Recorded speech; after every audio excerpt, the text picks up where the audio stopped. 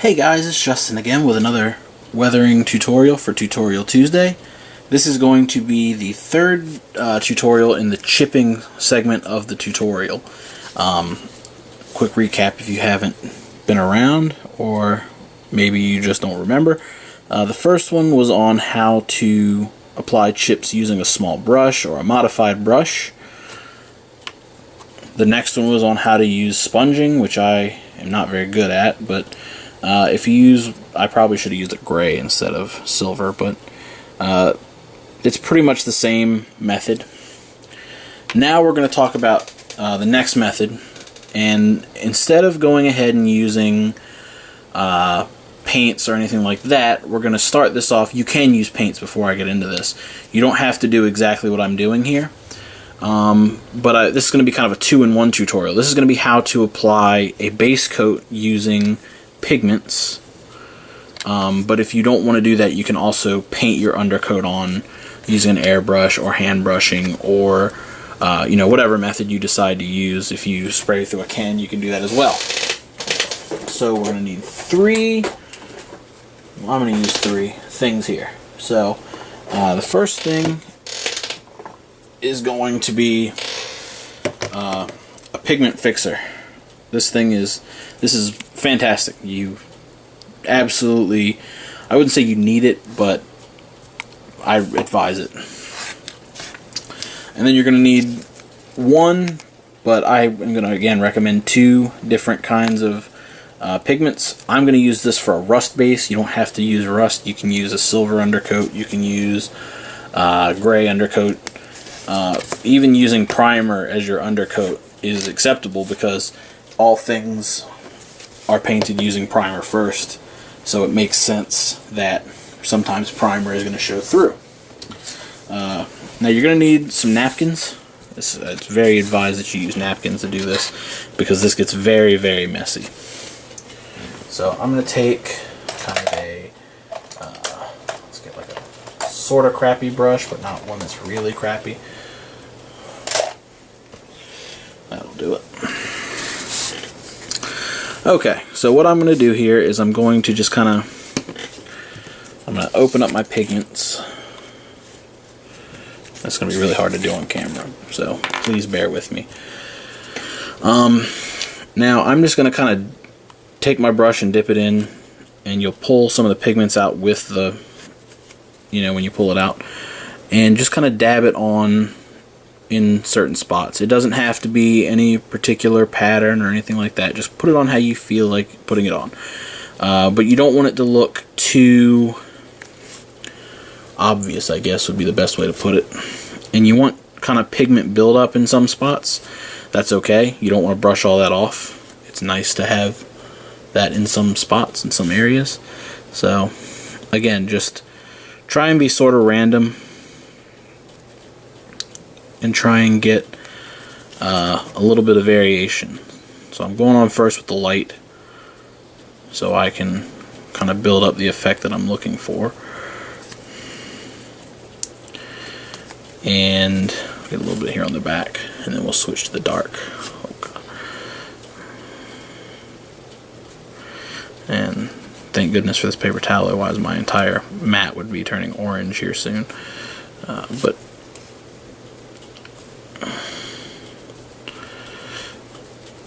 there we go, something like that. Now I'm going to cap this just for now so that we know that I've used it. And we're going to go ahead and dip into the dark rust. And see, this is where you're going to see a bit of difference in your rust tones and stuff like that.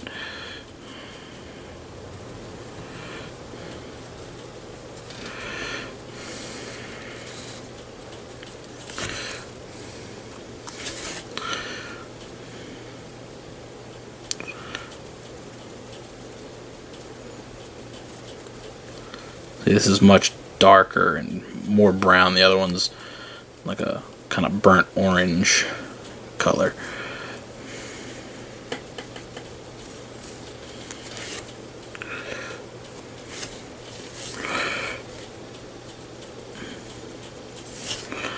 Now, I'm probably using all this stuff wrong, and that's okay.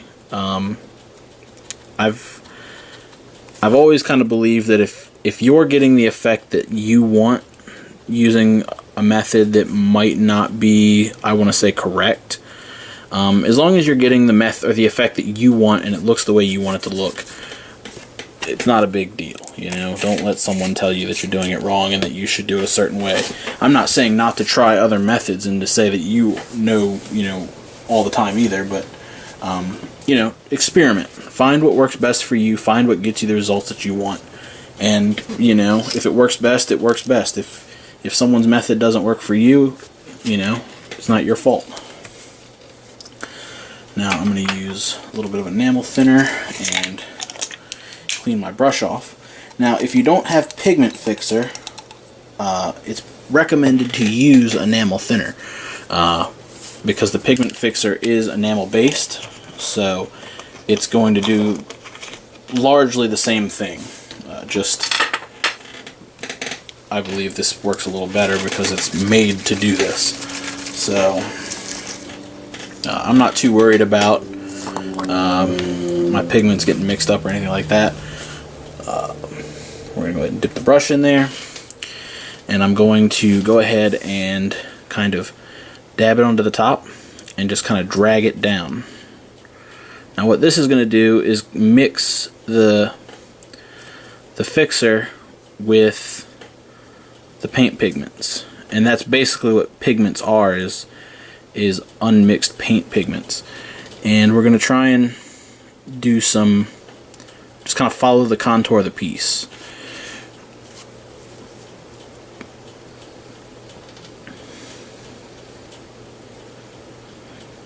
See how that works?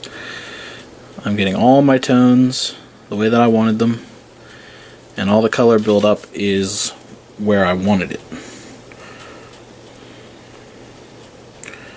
Now we're going to go back later and refine this, but for now,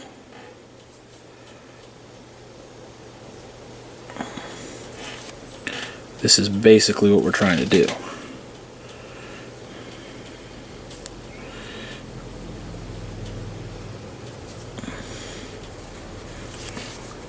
And if you have to dip in there again, go ahead. Might have got a little bit too much just then, but that's okay. We can kind of drag it from the bottom and put it back up top and get it the way that we want it. So now again, a lot of this is going to mix because you're taking something dry that's brushed on and kind of turning it into a more solid kind of thing, I guess. And it's going to run until it starts to dry and thicken up. If I hadn't used so much fixer just then, it actually would have been fine, but not a huge deal. So just keep dragging it until you get complete coverage. If you got to go back over the front, that's fine. And then you might need to kind of peg the part. This is going to be really difficult to do. There we go. And then you want to kind of go around the edge. You know, you don't want to leave any bit that could potentially be exposed untouched. So make sure you get the whole thing. And this is also a good way to get rid of like excess liquid, like where there's a bunch of buildup down here. You can just kind of drag the brush across that, and then oh cool, it landed just right.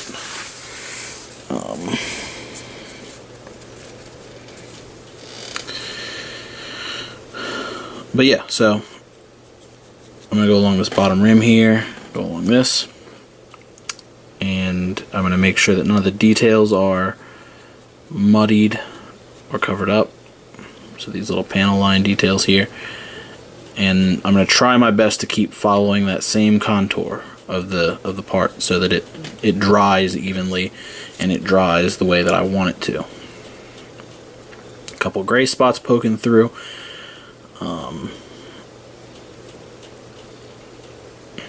But there we go.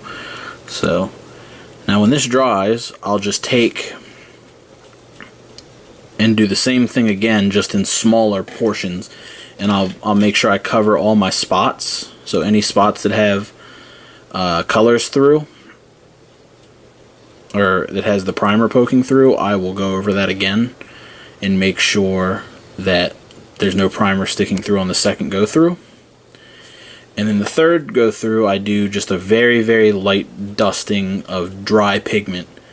I'll let it sit for a little bit, and then I'll kind of come back and just do a very light glaze of the pigment fixer over top of it. And that will sort of make this effect where you can see the different tones and stuff a lot better. So, really easy to do, really straightforward, not very difficult at all. Just a little bit time consuming, especially if you're going to be using this for a lot of pieces. This is probably something I'd only do if I wanted a really, really, really, really dirty looking piece. You know, I'm not going to go ahead and do this for,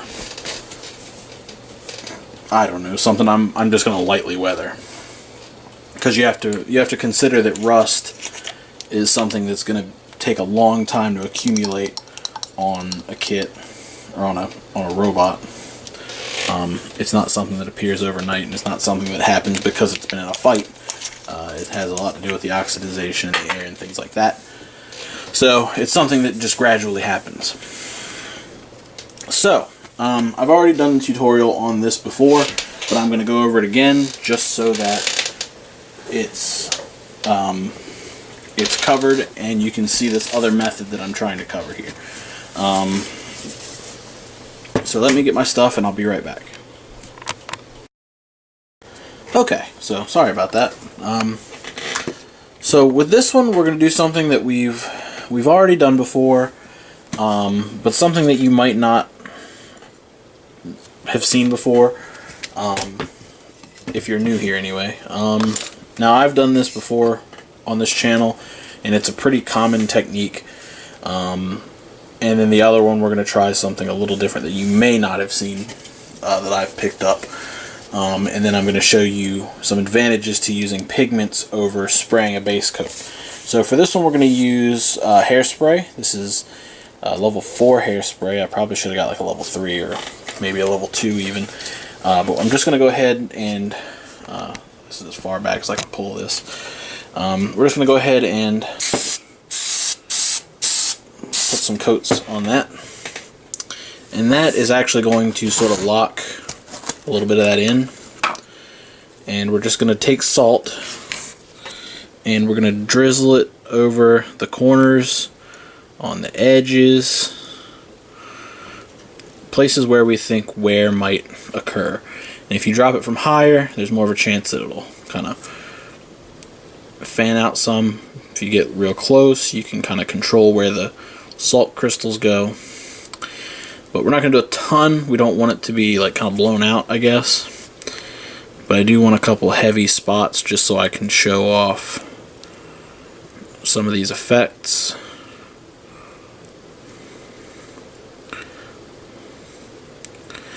There we go, that'll work.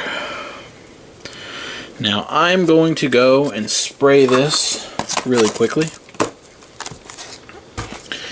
And then we will come back and look at the results. Okay, so a quick recap. I've gone ahead and I've painted this piece up with primer, and then I used pigments and pigment fixer to make a rust base. This is the second one. It's not quite finished yet, but this is the one I did beforehand. It cured for 3 to 4 days just so that the pigments could dry and the fixer could fully cure before I started messing around with it too much, since it's enamel based. I sprayed a thin layer of this is Vallejo Royal Blue over the top, and before that I had done hairspray and salt. Now there's the first reason that I used pigments instead of a normal base coat or painting rust is because using the pigments and the pigment fixer, it should be a stronger bond than if it was just paint.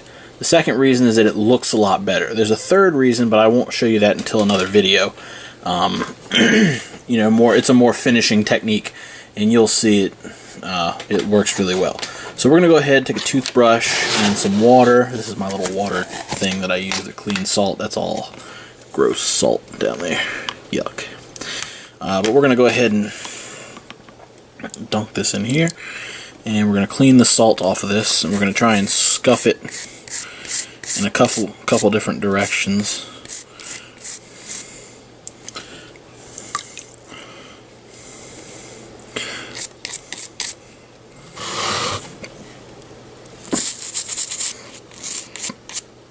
Now my biggest problem here is I've just scuffed off most of my paint, and that's not really something I was trying to do.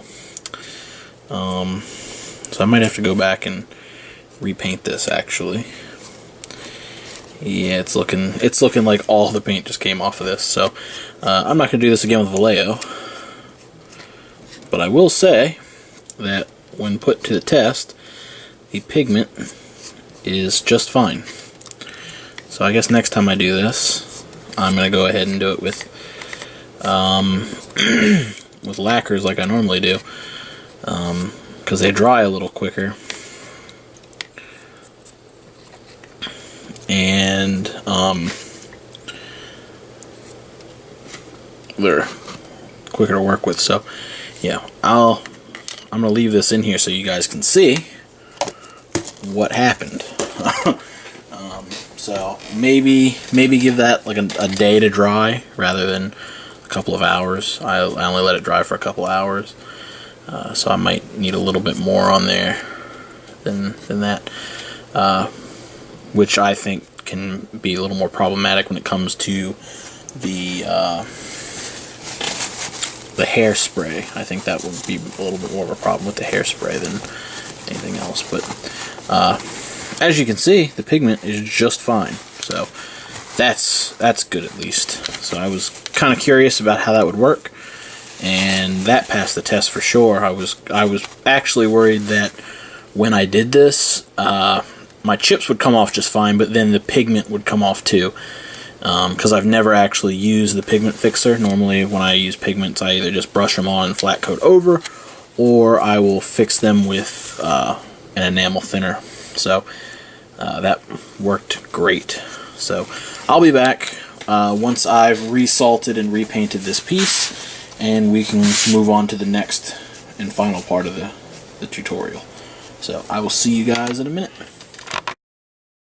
Okay, so after last time's screw up, I reapplied the salt, so it looks a little different, and I went ahead and just spray painted it white.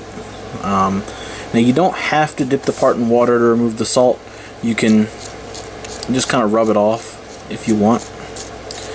But the salt or the water will help kind of dissolve the salt, and it will give you a different effect. So what that does, oh god, I knocked something down that shouldn't have been knocked down. Great.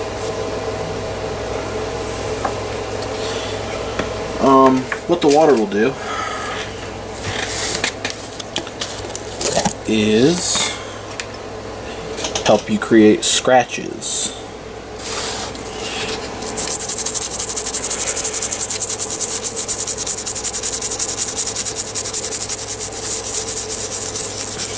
And it'll kind of blend some of your chips a little bit.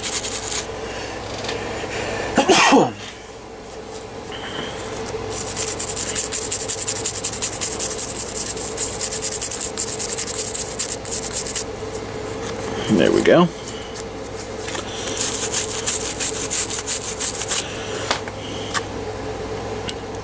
So there's what that looks like.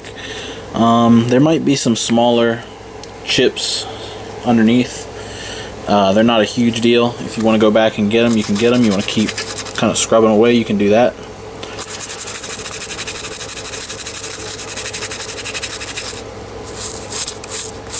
This stuff dried quick. But there you go. So kind of pat it dry. And that's the effect you're going to be left with, something like that.